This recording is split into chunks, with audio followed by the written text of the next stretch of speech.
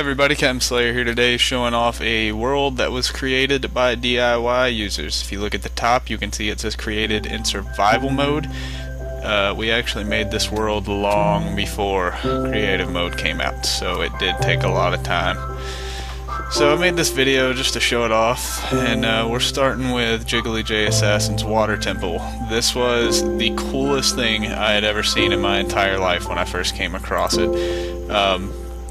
Jiggly showed up in the game, disappeared for about half an hour. We came down here to find him. Keep in mind I had never played Minecraft, and he had built this beauty. Then we have Rhoda. I know you can't read that very well, but it stands for Riders of the Apocalypse, an old outlaw racing team, and all the members were also DIY members. Emperor Jelly, that is his house if you can't tell.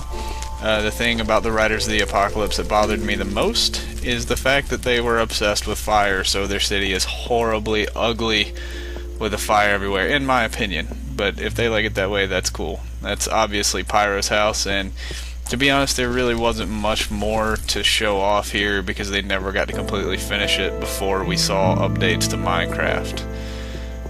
This is Starlight City, which actually has a pretty cool backstory to it. I've started this city, and this part I'm walking through now, going up these stairs, because when the game first came out, I had a tiny little hut, and I lived, or actually it started as a hut, and we built it into a hotel type thing. And that was when the duping glitch was still around, and my friend Sweet Mohawk came into my house and duped so many iron pickaxes that you couldn't move in my house without getting an inventory full of them. So pissed off, I ran off, dug into a side of a mountain because there's a little 4x4 room there, and this whole city came to it. I just looked at the bridge to Rhoda. That's Treetopia, as we called it. I know Fire Viper and a couple of his friends got up there and did all that with bone meal. This is Jiggly J's Lodge and Trade. We had a pretty good system going where Jiggly would supply us with everything he needed. You write your name on the list, so he knew who took it and how to refund it. Some people didn't do that, but most did. But Jiggly's was kind of the place where everybody came and donated things that they didn't need, and I didn't mean to break that. I tried to play it, but I forgot I was in creative mode. You can see he had all the boxes labeled. We had a little bit of stuff left over, but I mean, this place kind of became a wasteland after a little while. But Starlight was where it all happened. When my friends and me played this together, we played it kind of like it was an MMO. We paid each other in gold and iron. We had factions that we did stuff with. This was Jake's room. He was kind of humble, kept it small, and for the longest time I lived across from him.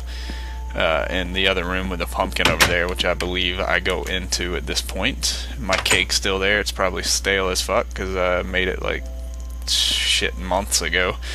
You can see up in the sky the Achievement Railroad. We'll be visiting that in a second. Once again, Jake disappeared for a while and just happened to build this in Starlight, and it took him a little more than 30 minutes to an hour. Battlefield 3's house, which was one of the originals I made. That's Casa de la Viper, notorious for if you walked on his porch dying with arrows because he always hid up in the trees.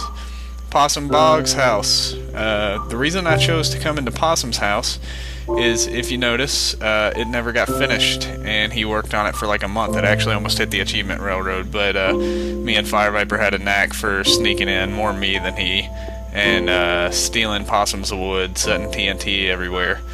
Got Liquid Ghost's test chamber, which I vaguely remember him burning down. Lord Mushu's estate. This was originally Lover Lust's house, and he sold it off to Mushu when they went to make the Riders of the Apocalypse City.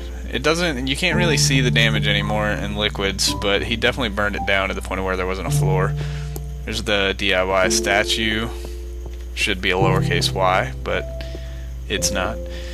You have the glass arena, that nice little finish. Sadly, all the swords had been stolen. Nobody refilled the dispenser. We had instructions for the game type. We never got really big games going for it, but we had a couple fun matches in there. The waterfall was put there by Fire Viper as a nice touch. But the objective of the game was 2 to 4 players get in each corner and smash the glass out, and the last one to not fall in the water won. It was actually really fun, and there are much better ways to play it now, but we did what we could. And there was a really bad time there for a while where creepers kept spawning in the damn arena, which is pretty scary.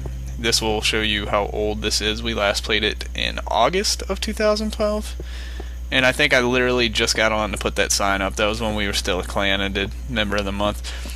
Me and Pyro92 Concha built this railroad. It took us 6 or 7 hours, because there's an achievement for riding a rail cart 500 blocks, I believe, in one direction, and we couldn't figure out the achievement. Not many people had it at the time.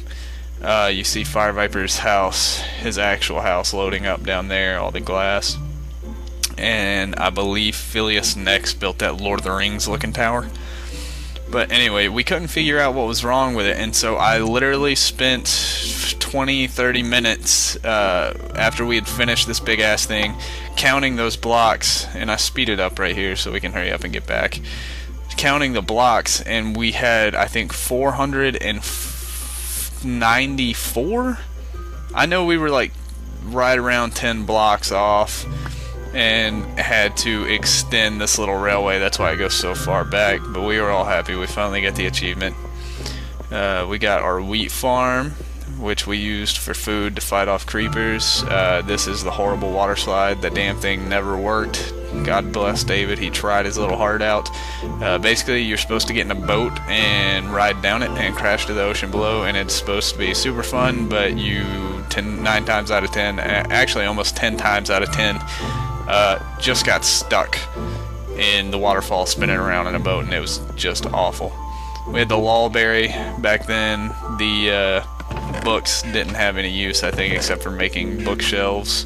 Now you use them for the enchanting altar, I believe.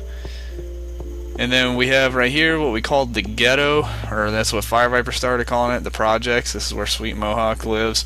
And I lived in the one across him. However, Fire Viper got so big into calling it the projects, I decided to sell it. It never sold. Nobody wanted to live in the projects, which ironically it's nicer than the other houses.